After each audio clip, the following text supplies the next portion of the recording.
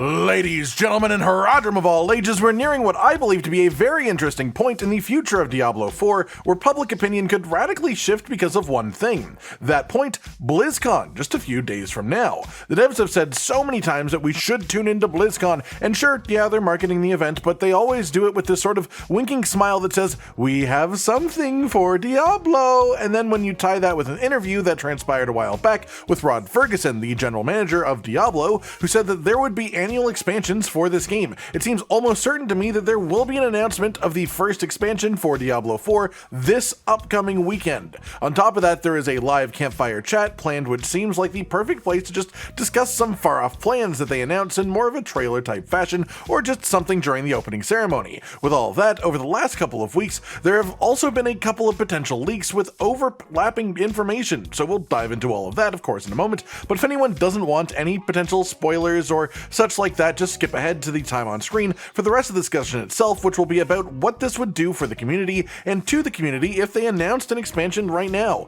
How will we all feel, and what will it mean for the game and its future? Moving on to the leaky stuff then, this all stems from a Russian YouTube video covering datamines of version 2.0a, which is a technical alpha that was added to the internal development servers a couple of weeks ago. There seems to be two leaks with conflicting but also overlapping information. Some of it is obvious and probably true, some of it is a little bit extra compared to anything that I would expect, so let's just talk about what each leak says, the viability of it, and whether I would expect anything said in here to actually be true. The first one suggests that the first expansion for the game will be called Lord of Hatred, which does, of course, fit prior Diablo expansion naming conventions such as, Reaper of Souls, because it suggests the main villain of the expansion will be Mephisto, which of course is a reasonable way for the main story to continue past the endpoint of the campaign, as Mephisto is essentially just being brought to a new land at the end of it. This also suggests that the specific region that we will be heading to is Kurast, which would be returning from Diablo 2, and this place has a rich history that connects it instantly to Mephisto, as it was once a beautiful city before it fell entirely to Mephisto's corruption. This is of course an already established Diablo world location, jungled up and templed up, and is really cool. It has ties to the demon, the Mephisto himself, that we all know that we're going to be fighting here. That means it is sort of easy for someone who wants to make a believable leak to use this as a concept, but it also means it is not unlikely by any means to be true, as it really would be quite easy and fitting for Blizzard to use Kurast as just setting the stage for a poetic way of bringing Mephisto around. Then we have mention of a new class called the Spiritborn, with files around it mentioning nature, wings, and soaring, apparently. That sounds sort of druidy, sort of paladin-y, sort of magi, more like it's just actually in the soul realm. Maybe more like a sorcerer of light or a sorcerer of spirits that isn't quite a paladin, but more on the magical side of things, like a cleric-ish type thing, which I think would be entirely possible, especially as the devs said they wanted to bring in new classes, and there was a new class for Diablo 2's cancelled second expansion, which was, well, a cleric. So this would be an interesting time to bring that idea back to life. Get us a proper holy magic class, but in a way that is new to the Diablo series, rather than just being a rehash. If that is the case, I think it would be neat, but that is more just my own speculation. It could also just be something a bit more spirit-based. The leak itself simply says a name and 3 words from the files, and the thing is, because of the lack of detailed information, there isn't much to actually poke holes at here. That much is at least possible. Then they mention the addition of a mercenary system like Diablo 2, but with its own equipment system and talent tree tied to it so you can customize your companions as you wish. This seems a bit expansive, but I guess it is, well, for an expansion, in theory. I don't know, I just think that there are a lot cooler and more important things that they could put time into in an expansion than a mercenary system. I just don't think it's all that important. The power fantasy in a Diablo game is more of a solo thing, in my opinion. I'd rather do more cool things myself than just have someone else, that's just an AI, follow you around doing cool things with you.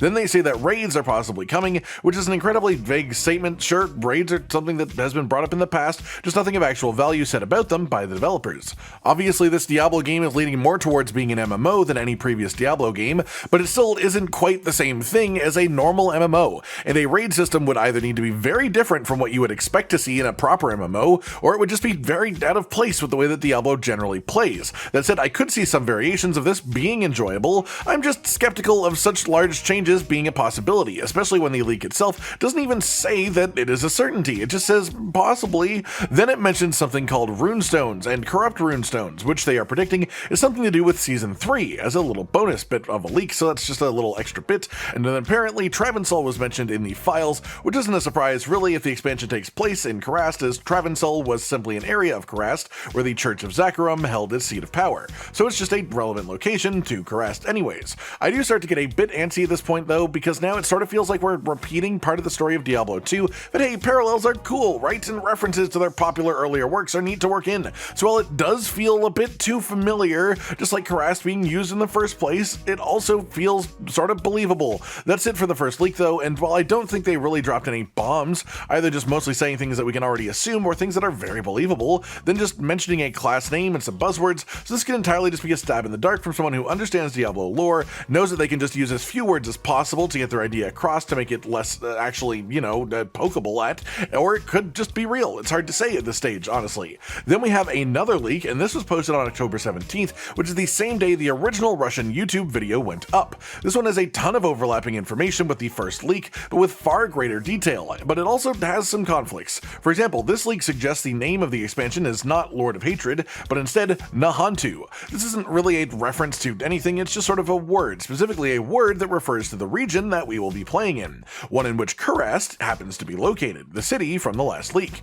If we look at the world map of Diablo here, you will see that Kurast also happens to be directly south of Kyrgyzstan, which makes it really easy from a game design standpoint to just instantly put us in Kurast as a new main hub, then build the region out from there for us to explore. Then this leak just goes into a bunch of random flowery detail about the locations. It almost feels like they're trying to imitate a press release that they managed to get their hands on, because no goddamn internal files you can data mine from an actual active technical alpha server will be written in the way that this is written. Absolutely nothing. The person that wrote this leak wrote it this way themselves. It also implies that he will go to the Spirit Realm, and that there will in fact be a raid in the expansion called 5 Hills, Tome of Akarat, which is a raid about Khazra, and has 5 wings full of content.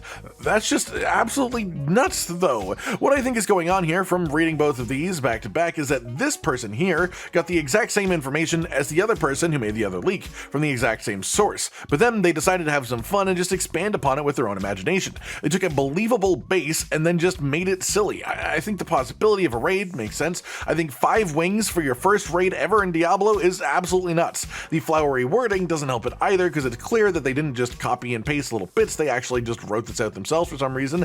Then we get into the new class being Spiritborn. Again, same as the other leak, but with a ton of extra detail. This suggests that the Spiritborn would only be able to use glaives, which is a bit awkward because it invalidates some pre-existing weapon types and also uniques that are meant to apply to multiple classes, so I struggle to believe that they would add something like this before adding in just a class that uses like a shield, maybe, as a second shield user. This leak claims that Spiritborn is heavily rooted in nature and the spiritual realm, sort of like fey creatures, though that seems like it should have a bit of overlap with Druid to me personally. I guess the idea is that it's more like mythical nature magic as opposed to literal nature magic in a way. The leak also goes on to describe this as a dual resource class, one which fuels melee attacks, the other which fuels your magic, and that the class is all about balance between these two, such as between nature and the spirit world. Honestly, I think it's all sort of too convenient. This looks just sort of bullshit to me. I have to say, I think Spiritborn is a class name and the base concepts here are believable. I think they had the same 4 words as the other leak and then just went, oh, what if I talk about glaives, because glaives are cool. Then also dual resource. People love that type of thing for a class. And then just tried to really go to town on us.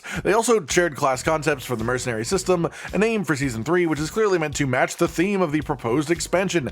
But if that's the case, I would expect it to be quite a bit after Season 3, like Season 4, or maybe Season 5, as Season 3 would be hitting in January, which is way too soon for the first expansion, especially if they're only going to be announcing it now. So again, I consider it to be a bit of a hint that it isn't the realest thing in the world here. All in all, I think the expansion will be centered around Mephisto. The main campaign was leading us there, so of course it makes sense. Going to Kurast makes sense as well, as it has major connections to Mephisto, and geographically, just a small walk away from the already playable area of Diablo 4. If we get an expansion, there will be a new class, almost definitely, and so just picking a random name that makes sense like Spiritborn could be real, could be false, it's impossible to say really, but I think all the details that the second leak gave it should be taken with a massive grain of salt. As for the mercenary system, it is possible, but I hope it's not true personally. I just think they have much more interesting ways to spend development time than something like that as an afterthought for the game that wasn't even in the base version. Then we have the possibility that raids are coming.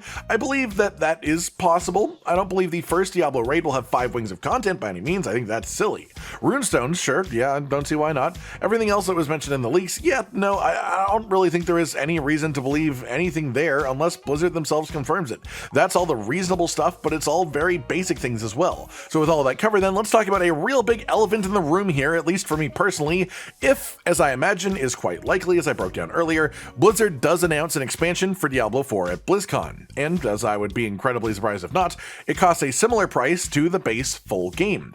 How would you feel, given the pretty catastrophic start for the game after its initial release, especially the low point of Season 1 and Patch 1.1, devs not fixing anything important in reasonable time, all of that stuff, just right now, for just under 2 weeks right now, they've started to regain the slightest bit of goodwill from the community, because as it turns out, they managed to make Season 2 and the changes that were brought alongside it genuinely fun. But the general sentiment in the community is that we've gone from playing the alpha of Diablo 4 for playing the beta of Diablo 4 now. And I can absolutely agree with that conceptually, and the things that bugs me here is I think if they release a full game price expansion for Diablo 4 before the game itself feels properly fixed, there will be riots. It's one thing to say, hey, I'm angry this game that I paid for was disappointing at launch, but they have committed to making it better, so as long as I don't have to pay more money, I'll give it a chance later on. The only thing I have to lose is time. But it's another to have that experience, but then also a price tag to play the maybe fixed game. I don't know, who knows? And the big thing is, it won't help. It just won't. I don't know how else to say this, but I hope to all hell that Blizzard is planning on their first Diablo 4 expansion releasing in 2025, because next year needs to be about taking care of the game and it's proving its base functions. Yeah, a new class is a cool concept, it would be nice to have, but think about this, especially when it comes to Blizzard games, a new expansion will add a lot of interesting concepts, sure, but it will absolutely break so many of the things that are already going to be working right now, the things that we're just fixing now. It'll introduce so many bugs, so many new issues, it quite literally unstabilizes the game. And I think what Diablo 4 specifically needs right now is to stabilize in the first place. Keep improving its base and its foundation, maybe even build a staircase before putting in a second floor with no good way to actually reach it. I don't know, maybe that's just me, but I will say if they do release an expansion in 2024, it better be free to people who already got the base game, as a way of getting forgiveness, so to say.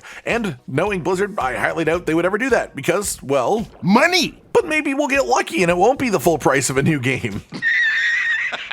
Okay, so here is my concern. You don't have to agree, but this is what I see, and like a Final Destination vision of a massive car crash pileup on the freeway before it happens. Friday, during the BlizzCon opening ceremony, they will announce a new expansion for Diablo 4 coming next year. Full price release. Unless the expansion looks like the next coming of sliced bread in video game form, the community is going to start turning on them violently. Sure, the players who don't mind and haven't stopped playing from the start will probably still be happy they don't care, but I think with the current general mindset of the majority of the community, we have just started to gain any trust at all back for the devs, and this would be a very big hit to that relationship, extremely big. The day after the opening ceremony, they are doing a live campfire chat, which I feel like would make sense to do right after announcing, you know, a new expansion. And I just hope they don't get like rotten fruit thrown at them or something like that. Like the way that I see this happens, if it happens this way, if it plays out this way, it's gonna be ugly. People are gonna be very upset. The player base is not gonna stick around, so I'm just hoping for any world where it doesn't go this way. Don't make people pay more for a game that feels so unfinished. Don't set your game back to being a buggy mess just as you are starting to fix some of the initial issues. Just take it a bit slower. And I know, yeah, money, yes, money, but an expansion released 2 years from now on top of the game that you are properly fixing and working in all the mechanics that are missing and will make significantly more money for you than an expansion released in a few months way too soon, and will likely kill interest in further expansions as well if you do it that way. Essentially, you either play the short game right off Diablo 4 and just try to suck one last bit of money out of the remaining suckers by dropping an expansion on it way too early that ruins the game and then just end support there, or you do what they say that they want to do, what they keep saying they want to do, and care about the health of the game long term. Take it slow, treat it right, build up the thing that they already made us pay for, and that's all I really have to say about it, honestly. I ended up going on a bit of a rant there, but I think you can understand why. And while I feel bad for getting upset about something that hasn't even happened, I just can't help but see all of this coming together, and the only ways I see it not being a disaster require Blizzard to not be real money hungry for a moment, for just a hot minute. And well, let's just say that I'm keeping that big grain of salt from earlier in the video on hand. Let me know what your thoughts are in the comments down below. Do you expect an expansion announcement like I do? Is any of that leak info believable to you at all? And what would your reaction be to an expansion announcement this soon after the base game and all the issues that it had? Would it be different if it was free? Or what if it was just $40 instead of $80? I don't know. Like if you liked the video, subscribe with the notification bell for more. And most importantly, ladies and gentlemen, until next time, stay sweet. Josh, Cotton, and Hollow with the videos, dropping the humor like a hammer on your tippy toes, bringing entertainment on a daily arrangement to take our insanity and turn it into entertainment. Yes, I said entertainment twice, to reiterate that it is nice to look into your faces on a mostly daily basis when you let us in your homes to make the whole world a stage. Goodbye.